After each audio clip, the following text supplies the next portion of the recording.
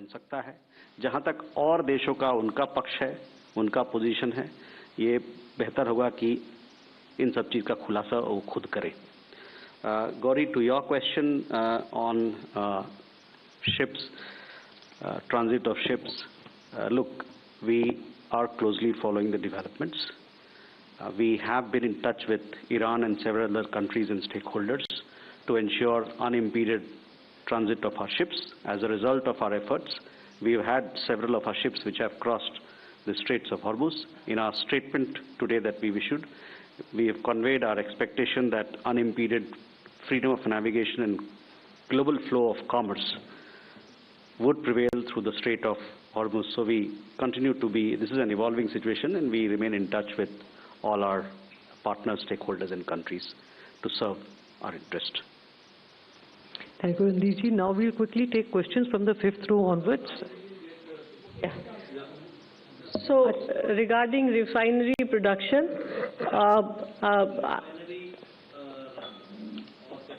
yes.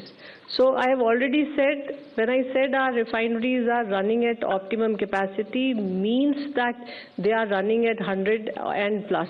So we have the refineries which are working at 110% also, 112% also. So I will again reiterate that our refineries are operating at optimum capacities.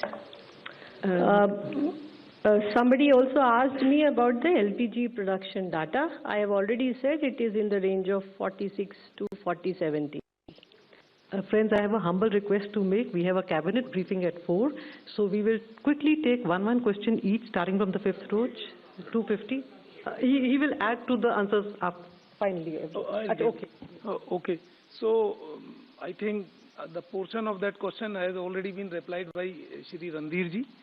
So you asked two questions: when ships are likely to come back, and then when we are sending back our ships.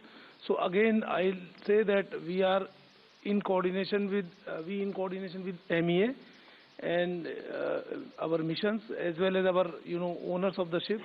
We are trying our level best to bring our ships as early as possible, as well as sending vessels again to bring the cargo from that region. Thank you. Thank you. Now we'll take questions 256, 270. We start with the fifth row and all the questions behind that. And please be brief and quick. Thank you for letting me ask a question. I'm Tuesh Mishra from Economic Times. It seems Iran is going to ask for a toll from any ships that pass through the Strait of Hormuz. So what is the Indian government's position on this? Yes. I am Atul Mathur from the Times of India. My question is for Sujata ma'am. You have informed that 17,000 people have surrendered their LPG connections, but how many new applications have been received for LPG connections since the war broke out? And has the government issued any kind of instructions to OMCs to issue new connections? If yes, how many connections have been issued so far? 271, 194, 252, 128, 200, 243, 249, and 139. That will all we'll take today. Please. Yeah, this is Shilpa from the Economic Times. My question is for Sanjeev sir. Sir, you mentioned enough coal in the country for NRS as well as power sectors.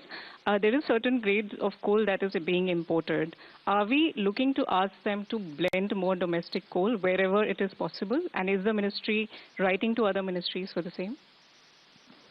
Yes, unke piche. Hi, I'm Abhimanyu Sharma from CNBC TV 18. I have two questions, one for Sujata ma'am, one for Radhir sir.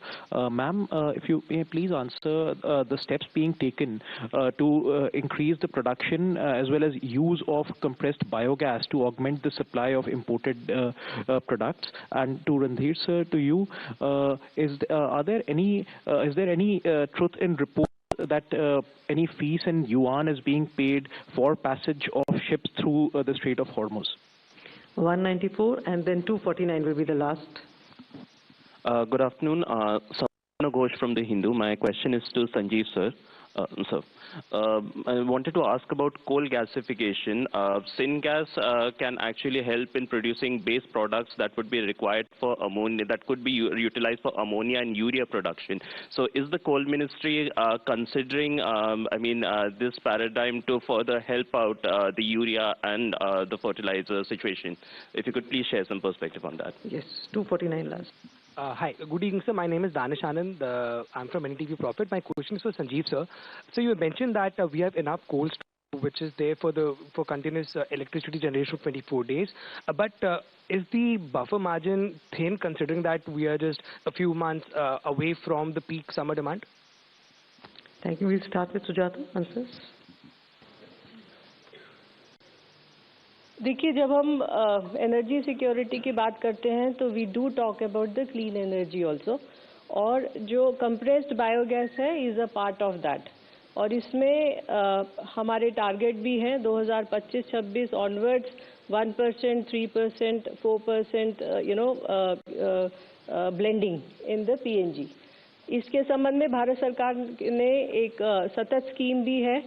इसके अलावा synchronisation scheme till 2047 भी एक scheme है जिसमें injection of CBG into the gas pipeline has been ensured.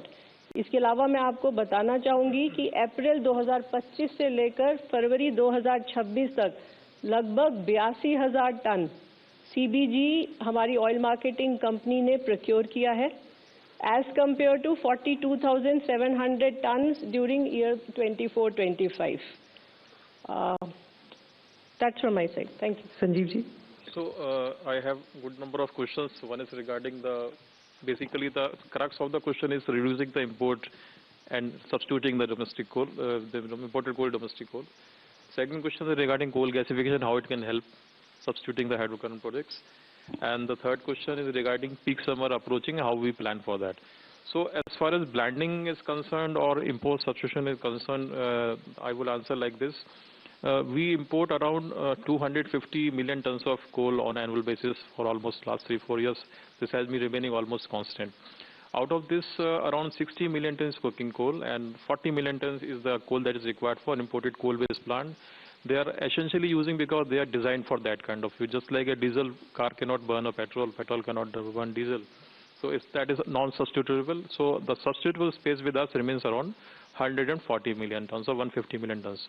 So for that, what we are doing, we are impressing upon the steel industry also to substitute this coking coal with our domestic coking coal by stamp charging. We are also asking the steel industry to use more coal in the sponge iron sector. That is one. This is part two. And if you see the numbers, how we have progressed over the years, the coal that was used for blending in the power plant has reduced by almost 50%. Last year we used